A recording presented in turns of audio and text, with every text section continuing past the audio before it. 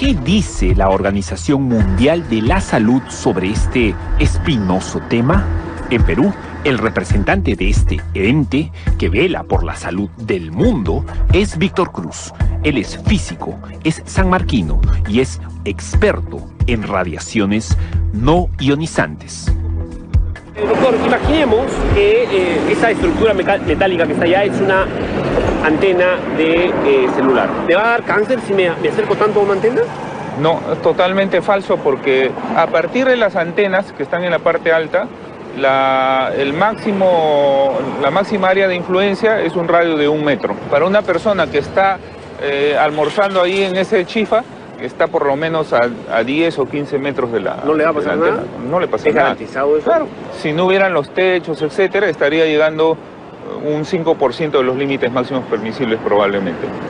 El representante peruano de OMS nos explicó que una antena de televisión, como las que hay en el Morro Solar, por ejemplo, emiten 50.000 vatios de radiación, que un horno microondas emite 2.000 vatios de radiación.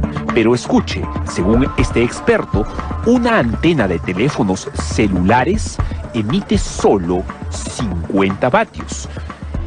Al conocer esto, le preguntamos qué opinaba entonces sobre el equipo del señor Córdoba, que marcaba cifras descomunales. Instrumentos que no están homologados en nuestro país y que en ningún otro país podrían trabajar, porque se trabaja de acuerdo a ciertas normativas. Lo peor que puede hacer la población es preocuparse por este tema, ¿no? ¿En el mundo existe algún caso o algunos casos de gente con cáncer producto de su exposición cercana a antenas de radiación no ionizante? La Organización Mundial de Salud tiene una posición bien definida, es que no hay, hasta el momento de todas las investigaciones, no hay ninguna vinculación entre el cáncer o cualquier otra enfermedad con la telefonía móvil.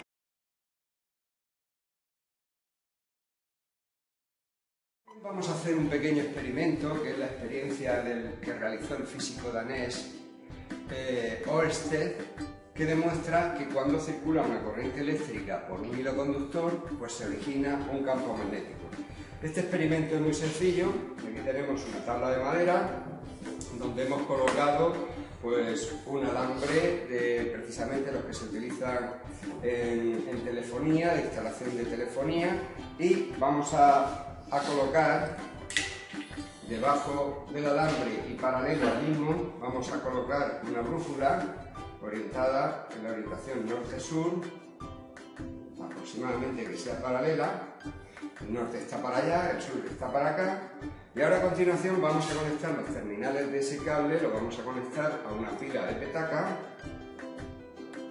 y veremos, podéis acercaros para ver exactamente cómo la brújula va a girar cuando nosotros cerramos el circuito. Al cerrar el circuito, lo que se produce, ahora mismo la brújula está paralela a ese cable, y en cuanto cerramos el circuito, automáticamente vemos que la aguja gira un cierto número de grados, dependiendo también del voltaje de la carga que le quede a la batería, y eso lo que pone de manifiesto, ese giro que acaba de producirse, pone de manifiesto la existencia de un campo magnético que se genera con el paso de la corriente. Si ahora nosotros lo hacemos con esta bobina que tenemos aquí y colocamos sobre la misma también la brújula, también podemos comprobar que al cerrar el circuito pues se va a producir un giro en la aguja. Aquí ya no es perpendicular como era en el otro caso, ahora ya lo tenemos ahí,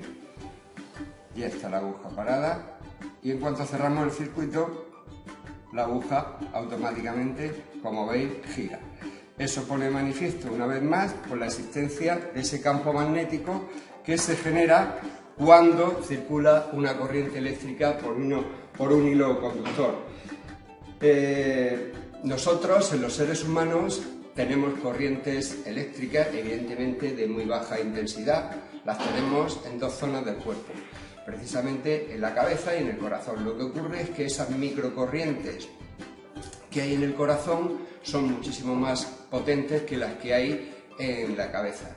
Eso provoca que se origine alrededor del cuerpo humano un campo magnético que tiene forma de donut, es decir, como un gran flotador que hay alrededor del cuerpo humano, que tiene un alcance de 2 a 4 metros aproximadamente, y ese campo magnético evidentemente es medible, y ese campo magnético es alterado con la existencia de determinados electrodomésticos. Por ejemplo, nos lo altera el uso frecuente de los teléfonos móviles, sobre todo de las últimas generaciones, que tienen una gran potencia.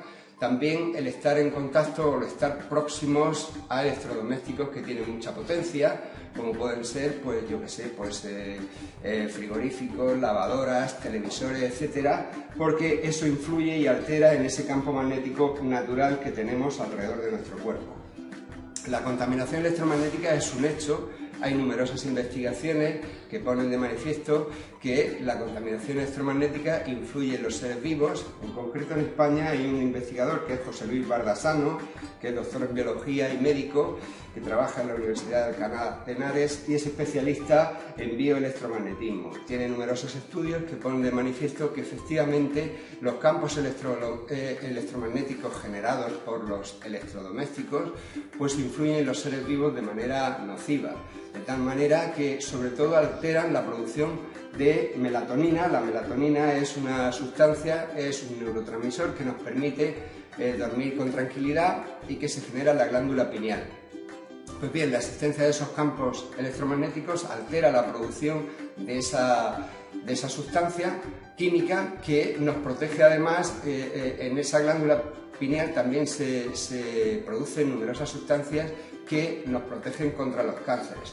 De ahí que uno de los efectos que tienen los campos electromagnéticos pues es el estrés, dolores de cabeza, fatiga, y también a largo plazo pueden producir cánceres como leucemia, etc. Numerosas investigaciones han demostrado esa posibilidad, y lo que ocurre es que los poderes fácticos y los lobbies de las industrias eléctricas y de las industrias de telefonía siempre tratan de minimizar esos efectos, pero hay unos datos muy tangibles que demuestran lo contrario. Cuando un transformador de luz se encuentra en una comunidad de propietarios y empiezan a aparecer los propietarios del primer piso, del segundo piso, con cánceres, luego se llevan a juicios y el juicio se gana porque el juez al final dictamina, con asesoramiento científico de expertos que hay en bioelectromagnetismo, que el causante de esos cánceres han sido los transformadores de luz existentes en los bajos. Por lo tanto, hay más que evidencias científicas y sobre todo sentencias judiciales firmes que demuestran que esos campos electromagnéticos son perjudiciales para la salud.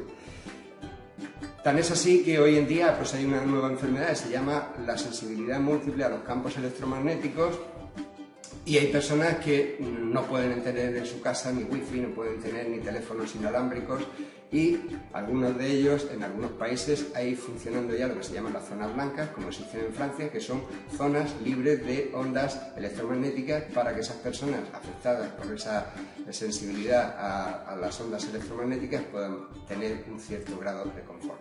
En resumidas cuentas, las ondas electrodomésticas son perjudiciales para la salud, aunque las grandes multinacionales se empeñen en decir lo contrario. Gracias.